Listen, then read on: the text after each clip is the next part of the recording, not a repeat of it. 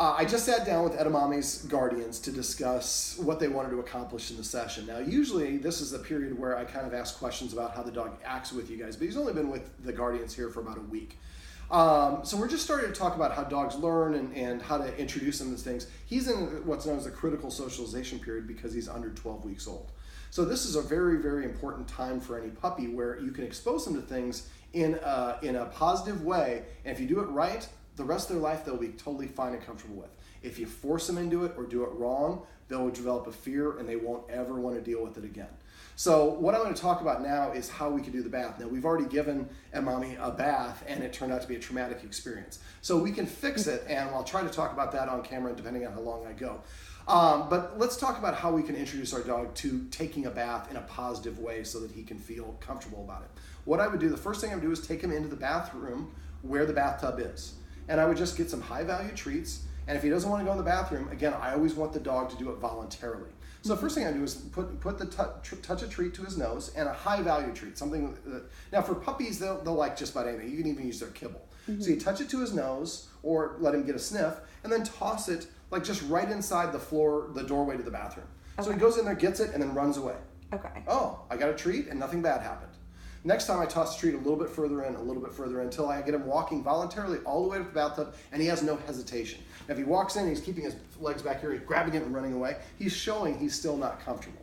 So we want to do it and keep on practicing that step until he is, oh, this is easy. I go in the bathroom, they give me treats, and I get to leave. Awesome. Oh, wait, is there water in the bathtub no. when there's a treat? Okay. And at this point, we're not even going to the bathroom. We're just getting go into the bathtub. Now, for dogs, they get freaked out a little bit, especially puppies, if they feel like they don't have control. So what I would do, now in this case, depending on how high the bathtub is, if you could, an ideal situation would be almost set up a ramp or some stairs, and we can put the treats, almost breadcrumb him up there, so he can go all the way up and then go back down. Now for a bathtub, most people don't have stairs, so we might just pick him up and put him in there. Yeah. When I get to that stage, I would just take a couple treats, put him in the bathtub first, and again, put a couple so that he walks into the bathroom. When he does, he gets the last treat, you pick him up, put him in the bathtub, where his nose is like right facing the treat. He's like, oh, treat's here too. And he gets those, and give him a second, and then pick him up and put him out, and then let him do his thing. Okay. And we want to make sure, ideally, in an ideal situation, you want the dog to sleep or nap in between each one of these experiences. Okay. That's how they process what they learn. They organize it in their brain. So and I'm going to keep on putting in the bathtub until he goes in the bathtub and his body language tells you, I like this. I get treats, nothing bad happens. Okay. So I would keep on doing that until he's comfortable, and he starts walking around. Then I would maybe not just put a couple in the tree, just right in front of him, put a couple in front of him and put one here, heading towards where the faucet is. Okay. So he gets used to walking around in the bathtub, and there's no water, and I get treats, so it's a good positive thing. The next thing I would do is I would have you guys, when you're taking a shower or a bath, put him in the bathroom with you. Sprinkle some of his kibble or whatever you're using on the floor. Close the door so he can't leave, and maybe a bully stick or something he can chew on. And then you take a shower. He gets used to hearing the sound of the water, maybe some steam, and it's not all he's doing is listening to it. So we're breaking it down into a more a less intense experience or exposure, so that he can relax about it. Okay. But I feel like if we did that, he would just immediately start freaking out and like jumping and screaming. Well, that's why we take our time to lead him into the bathroom so he does it on his own. So that's why we don't just go and put him in the bathtub. Right. First step is just walking into the bathroom, and you walk in and then you leave. Okay. So when he feels empowered, I can walk in and get something good and leave. Yeah. It's like if you guys go to your favorite sushi restaurant, every time you go sit at a certain table, you find a $100 bill at that table. You're going to eat at that restaurant a lot because you're getting good stuff happening to you. Right. That's all we're going to do with him. Okay, so if he does freak out, should we just immediately stop, or should we Well, you're going to be in there with him, and if you do it right, he shouldn't freak out because he's already been there, and there's a bunch of treats and chew toys on the floor. Just based on how he acted when we gave him a bath. Yeah, so because you guys already gave him a bath and it was not a pleasant experience for him, he's probably going to be reluctant to even go in there. Right. That's why this might take a couple of days of just putting the treats in there, so he just voluntarily walks in and walks out. We don't go to the next stage of putting him in the bathtub till he walks in and he's very comfortable.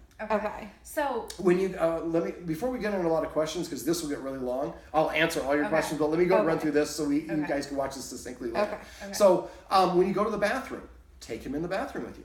Put a couple treats on the ground, sit on the, do your business. And then just let him be in there while you're in there with him. If you're with him, by default, he thinks, well, if she's here, it must be a good place. Because if she puts me there and then she goes away, then maybe now I have to worry about it.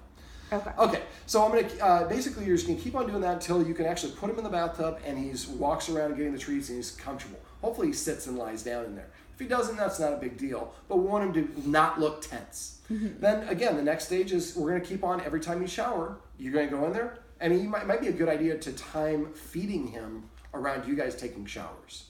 So that way he goes in there twice a day, gets either a snack or a meal, and doesn't get wet at all.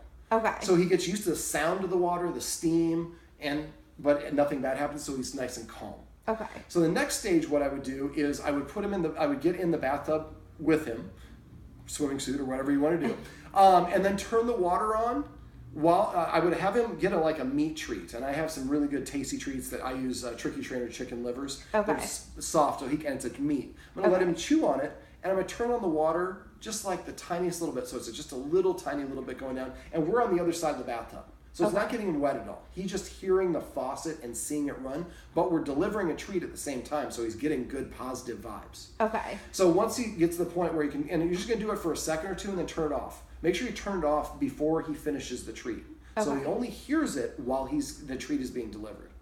So then after you do that, do that and then let him chill.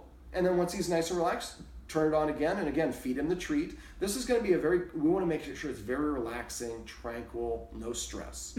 And gradually it's going to, plug up the deal. The first couple times, you're probably just going to have it on, give him 4 or 5 treats and then let him out and he doesn't even get wet. So the next time we do it, we might turn the faucet on a little bit longer and a little bit higher. But we're not going to get him wet yet. We're going to let the water gradually come up and eventually it touches his feet. And then let him run up to you. And then as soon as he runs to you, turn the water off. When he's relaxed, give him another treat. Relax, then take him out. And then you take a shower and do your thing and just put some treats on the ground. So basically what you want to do is break it into individual steps. Make sure that he is getting either a positive reinforcer, meaning a treat or a pet. Or you don't always have to use that. But if it's like a skateboard or something he really doesn't like because now you guys have already given a bath, that's when we let him eat the treat. But usually what we do is we just let him experience it from a great enough distance. Like if you want him, skateboards are really hard for a lot of dogs.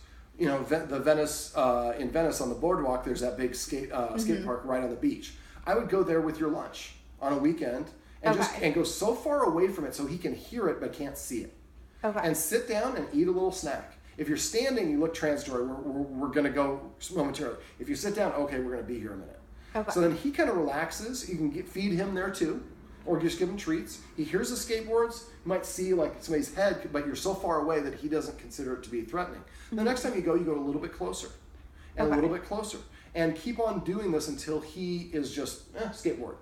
Now, if he startles and runs away, don't hold him. That will cause it to be worse. Get the leash, get a long leash if you have to. Just keep feeding the leash out. Just let him run away. If you have to, drop the leash. We need to be safe, obviously, but usually you can run down a puppy.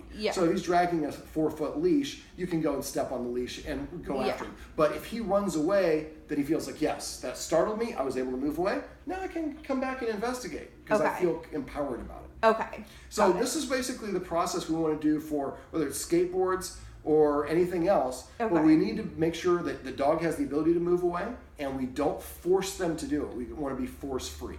If you do this in a positive way, after a while he's going to, hey, every time I hear a skateboard, I get the tastiest treats I've ever had. Can we get some more skateboards around here?